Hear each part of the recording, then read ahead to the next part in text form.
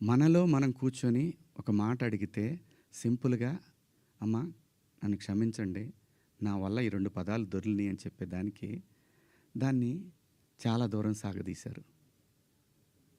పర్వాలేదండి, మేము పట్టడానికి ఉన్నాం,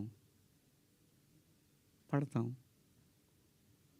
సమాజంలో ఎప్పుడైనా సరే ఇలా జరిగినప్పుడు నేను మాట్లాడతానండి, నేను ఖచ్చితంగా మాట్లాడతానండి. నేను ఏ తండ్రి వదిలేస్తారండి పిల్లల్ని? ఇంకొక పదం, ఒకప్పుడు ఒక జర్నలిస్ట్ మేడం గారు స్వేచ్ఛ మగాడిచ్చాడా అనే అంటే ఇదే డివిజన్ తీసుకురావటానికి. నేను అన్న ఉద్దేశం ఏంటంటే, స్వేచ్ఛ ఎందుకు కోల్పోవాలంటే, ఒక ఇంటర్మీడియట్ చదివే పాప ఒక సెమీ బాడీ కనిపిస్తా స్లీవ్లెస్ వేసుకొని వెళ్తే ఆ పాప అబ్యూజ్కి గురైనప్పుడు ఆ తండ్రి అనుక్షణం వెంటుంటాడు.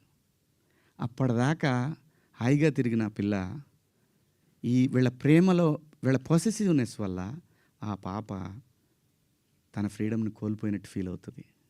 అది దాని అర్థం. మీరందరూ పెద్దవాళ్ళమ్మా, ఎవరెవరైతే నన్ను దోషిగా సమాజం ముందు నిలబెట్టాలనుకున్నారో మీ అందరికీ వందనాలు. మీరు బాధపడ్డందుకు మీకు కూడా క్షమాపణలు. ఇది శివాజీ ఎందుకు, ఇంకా ఇంతకుముందు చాలా జరిగినాయి కదా, వాళ్ళని అడగరే? నేను చెప్పింది ఏంటి? మనకెందుకమ్మా? సమాజంలో ఏ తప్పు జరిగినా అందరూ వేళ్ళన్నీ సినిమా ఇండస్ట్రీ వైపు వస్తున్నాయి. ఆడపిల్లల రేపులు జరిగినా, లేదంటే తాగి పిల్లలు మాబ్ దాడులు చేసుకున్న ఒకడికొకడు ఒక సమూహాలు కలిసి, ఆ సందర్భంలో మాట్లాడాలా లేదా? విత్ గుడ్ ఇంటెన్షన్ నేను మాట్లాడినా, నేను వాడిన పదాలు అన్పార్లమెంటరీ. ఆ 2 పదాలు.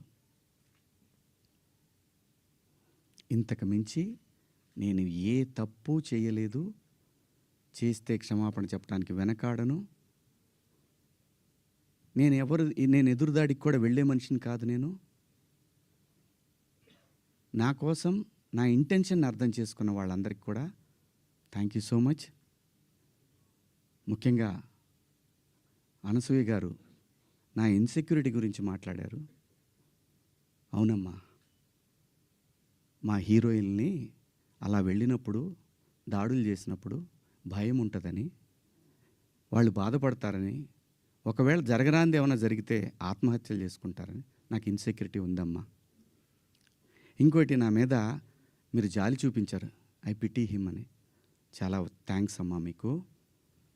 మీకు ఇచ్చిన విశాల హృదయానికి భగవంతుడికి థ్యాంక్స్ చెప్తూ, అదే భగవంతుడిని కోరుకుంటున్నాను.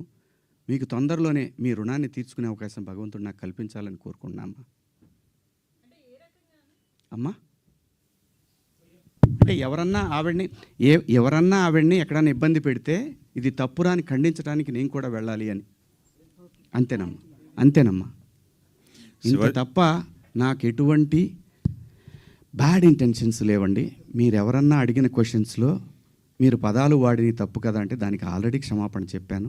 ఇంకా వేరే ఏమన్నా ఉంటే అడగండి. శివాజీ గారు, ఆ రోజు మాట్లాడినా ఈరోజు మాట్లాడినా హీరోయిన్స్ గురించి మాట్లాడాను అన్నారు.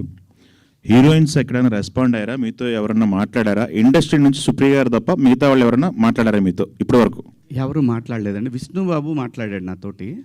ఏమన్నాడంటే, డలింగ్ అని అంటే, సారీ బాబు, నా నుంచి 2 బ్యాడ్. ఇదే ఫస్ట్ కాల్ రాగానే ఇట్లా పదాలు వాడాను. లిటరల్గా నాకు